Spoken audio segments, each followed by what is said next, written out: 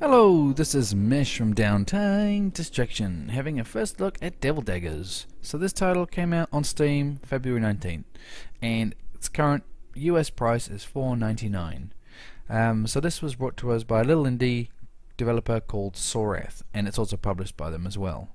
So before I get into some gameplay, I'm putting the subscribe button, bottom left hand corner. Please subscribe, it really helps us out. So let's jump in and have a look at some gameplay. Okay, so let's look at some gameplay.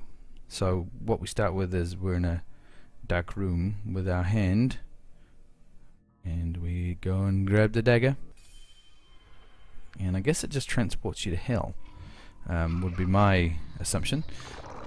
So it starts with the basic a kind of a spawning octopus or whatever you want to call it. So and you just gotta destroy everything that moves, really. These spawners are only destroyed by destroying the red diamond, and they drop the diamonds too. The diamonds give you a little bit of a power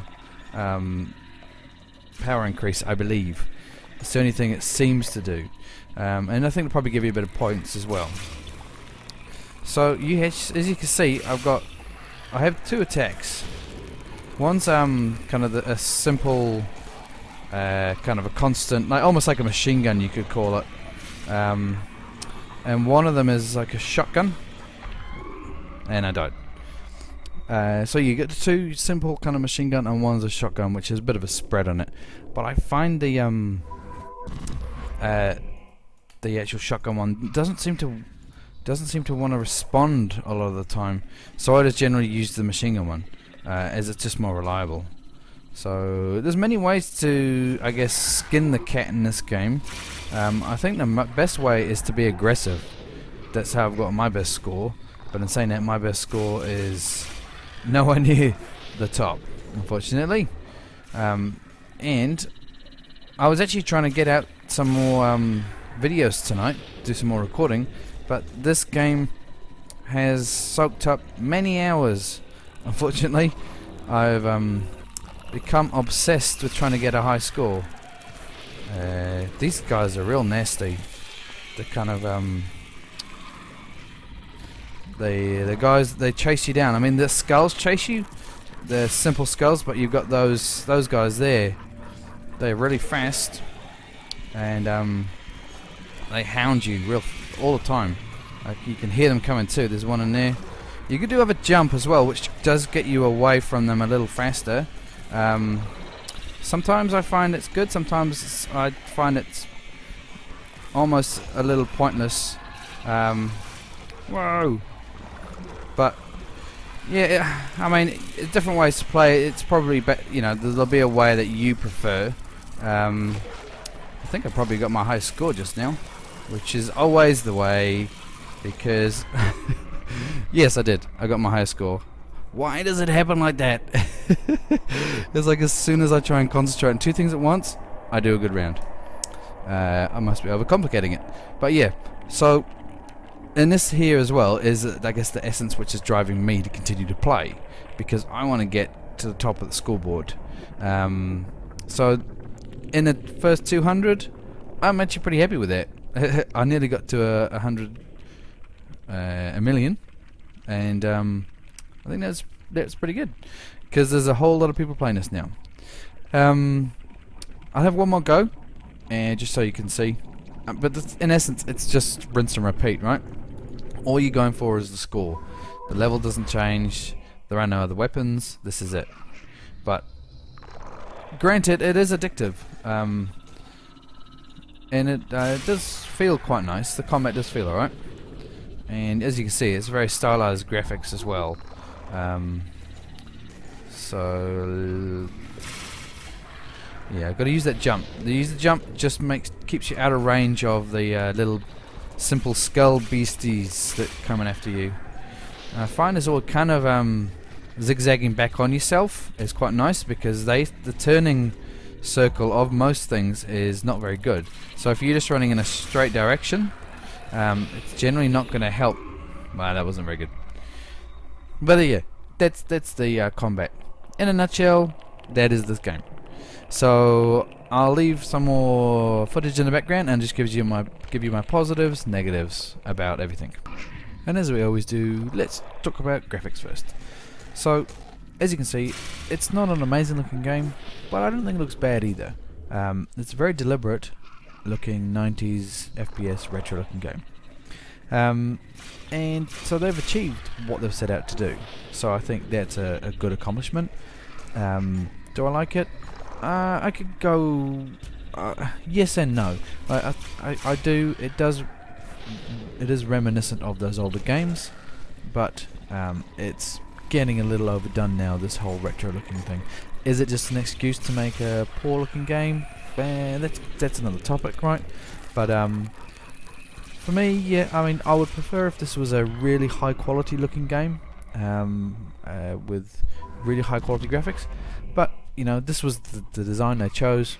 I don't question that. It's just I would have preferred high quality graphics. So let's move on to audio. Okay, so this is a bit tricky because initially thinking about the audio, I didn't actually like it. I thought there was a couple of ambient tracks in there, but re-listening to it a bit more in depth, I can see that I think there's an ambient track which kind of does the start menu and the start little intro, but apart from that, the actual in-game sound, I don't think there's any noise apart from the noise which comes from the creatures. So, I mean, that's a fantastic idea that it almost makes an ambient track in the background and a really creepy sound generally done by all the creatures that you're fighting all the time. Would it have been an improvement to add tracks in the background? Maybe. I mean, I think it's always good to have tracks in the background which add to the emotion of a game. So with this one, they could make it, an ambient track in the background, which would increase, how on edge you are, or maybe increase your anxiety, or maybe even start increasing the tempo when things getting a bit more tricky. So, I mean, I can see what they're trying to do, and I say it's a really good attempt. But I think overall, I don't think I like it. I think I'd prefer to have less noises from the creatures you're fighting, and a better track, a proper track in the background, with the purpose of what you're doing. So obviously, if there's a bit of a quiet time, maybe let the track slow down, or if there's a lot of creatures on the screen, maybe increase it, make it really intense. So I can appreciate what they've done, but as I say, I think it would be better going the other way. Okay, and let's move on. So let's talk about the gameplay. The real core, the pith of any game is the gameplay. And this one, the gameplay really pulls this one through. The movement of your character is nice and fluid, and the firing of the two weapons, they both feel pretty good. I think might have been having a bit of a problem with my mouse, because the secondary weapon, the spread kind of shotgun style, wasn't working. That might have been my mouse though. The enemies you're fighting, so there's 13 different types. I think I got to maybe 6 or 7 seeing them. So there's a couple more I didn't see, but it's a testament to the gameplay, the fact that I was trying to figure out different ways to combat these enemies. You can't just stand there and spray and kill everything. You need to move. If you don't move, you're dead. And you can't just backpedal. As most games, you could probably just backpedal shooting, and then you're done and go forward. Not with this one.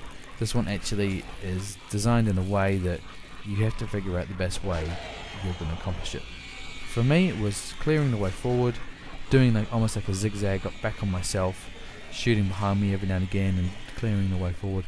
So it's very impressive that it made me try and figure stuff out like that. I haven't had a game like that that's done that for a while. With an FPS, generally it's just look in that direction and spray, and they're dead. But this was definitely tricky. So that did kind of remind me of the 90s FPS multiplayer type of game, where there was a lot of skill to it. So that is refreshing, and I think that'll appeal to a lot of people. that it is tricky, and the leaderboard is very competitive. There's some really high scores in there. I mean, I tried for quite a while, and I only just got under 200. You saw my match there. So it is tricky. But I guess there are some downsides to the gameplay. I think the amount of content, I'm kind of torn with this one, because if you add other components to the game, it might ruin what there is now. So it's a bit tricky. I mean, you could say you need more weapons, but you start adding more weapons, you're going to start probably destroying the very exact style of gameplay that it is. So that's tricky. One thing I would say is that they could add other arenas. Just mix it up a bit with that. I don't think that would be too hard. But once again, it's probably a fine balancing act of adding more content and then ruining what they've got. So it's tricky. I mean, the game is cheap. It's $4.99, and I've already sunk in a few hours into it, and it's been a lot of fun. But yes, suggestions would be that possibly look down a couple more arenas to go into. Maybe add other abilities, but as I said, that's gonna be tricky. Okay, so just before I wrap it up here, the big question is this game worth $5 US? That comes down to, are you in one of these two camps? Camp 1 would be, you want an old school FPS, but you want puzzles. You want levels that aren't repetitive. You want different monsters, mechanics, stuff like that. That is not what this game is. So if you're after an old school FPS like that, don't get this game. If you just want an arena shooter that is very retro style, very reminiscent of the multiplayer, with a really high skill level and a leaderboard that is strangely addictive, this is probably the game you want to look at. So I'll probably leave it there, because I've defined what I think you need to look for if you're going to purchase this game. So yeah, let me know if you get it. Let me know how you find it. Any scores and get into the 200, let me know. Give us a like if you liked it, and subscribe. It really helps us out going forward. And I'll see you next time.